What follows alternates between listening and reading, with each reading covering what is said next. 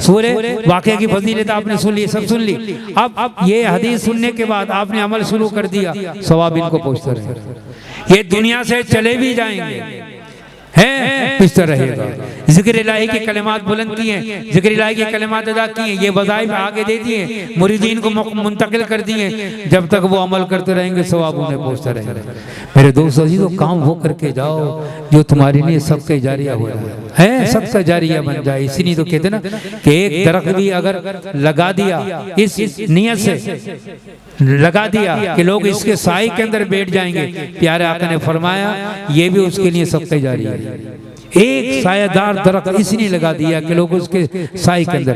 फिर प्यारे आका सल्लल्लाहु अलैहि वसल्लम ने तीसरी नेकी जो बयान फरमाई, अल्लाह के रसूल सल्लल्लाहु अलैहि वसल्लम फरमाते हैं वो औलाद साले, नेक औलाद, जिसकी नेक औलाद है वो उसके लिए सदका जारिया है। अल्लाह, सदका जारिया कहने की जरूरत नहीं, नेक औलाद सदका जारिया।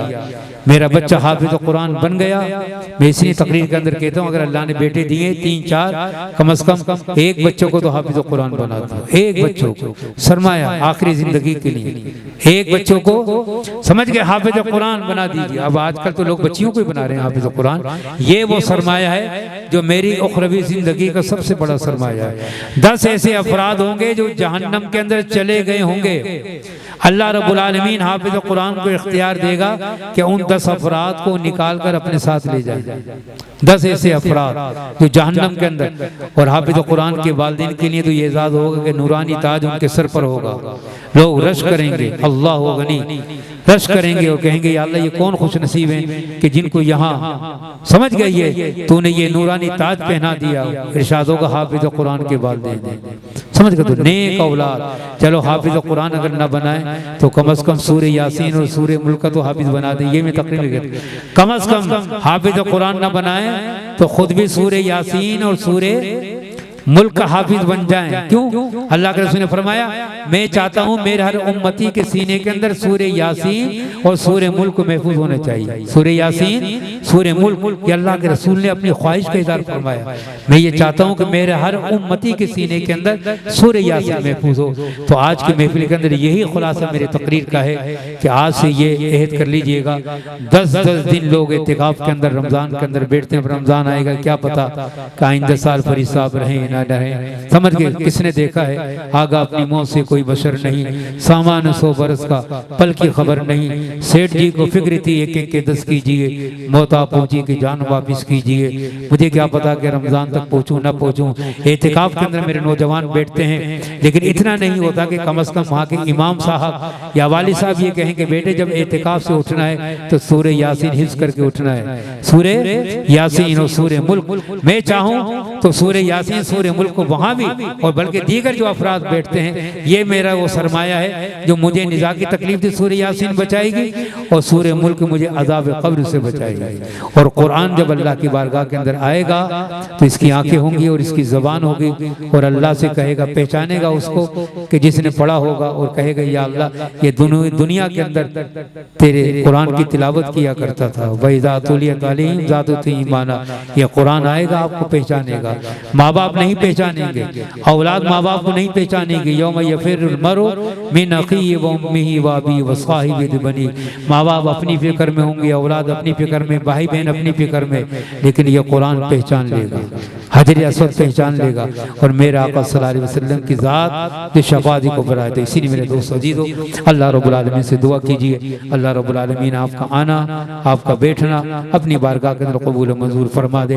और ये एक छोटा सा वजीफा भी कर लिया करें जो मैं हर तकरीर के इख्तिताम करता हूँ कि 3 मरतबा सूरह इखलास की तिलावत रात को सोने से पहले। प्यारे आका ने फरमाया सोने से पहले एक कुरान पढ़ लिया करो। अली से फरमाया था प्यारे आका सल्लल्लाहु अलैहि वसल्लम ने एक कुरान, या रसूलल्लाह कैसे? प्यारे आका ने फरमाया 3 मरतबा सूरह इखलास पढ़ लोगे कुरान का सवाब मिल जाएगा। हे अली रात को हज करके सो जाया करो। या रसूलल्लाह कहते फरमाए 4 मरतबा कलमा तैयबा पढ़ लो। कितनी मरतबा? बिस्तर पे जाते जाते जाते जाते समझ गई है। जब बिस्तर पर मैं जाता हूँ सबसे पहले मैं भी मोबाइल को देखता हूँ कहीं चार्जिंग तो कम नहीं हो रही हैं, देखा ना, चार्जिंग तो कम नहीं हो रही। मुझे उस चार्जिंग की फिक्र ज्यादा है मोबाइल की, मेरी चार्जिंग को। मैं भी रात को 3 बजे उठता हूँ, समझ गए, तो अपने सोलर की बैटरी को देखता हूँ, उसके अंदर लगा है। अच्छा, उसके अंदर माशाल्लाह समझ, उसके अंदर जो है एक सिलेक्टर दिया, उसके अंदर क्या का सिलेक्टर दिया है के इलेक्ट्रिक से दिया है कि अगर चार्जिंग कम हो जाए तो के इलेक्ट्रिक का वो सिलेक्टर ऊपर कर दें तो आपकी बैटरी चार्ज हो जाएगी।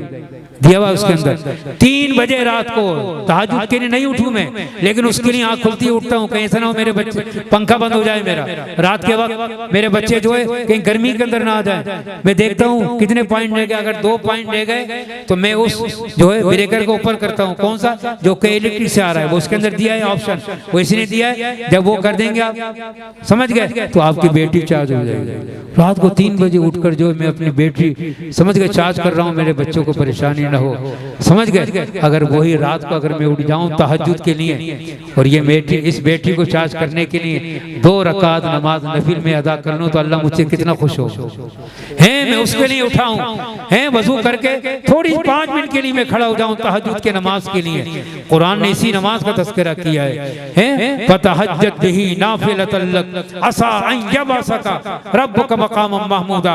ए हबीब, तहज्जुद की नमाज अदा किया करें, अल्लाह इसके सदक़े आपको मकाम महमूद अता फरमाएगा। अल्लाह के रसूल को मकाम महमूद की अगर बशारत दी तो किस नमाज के जरिए?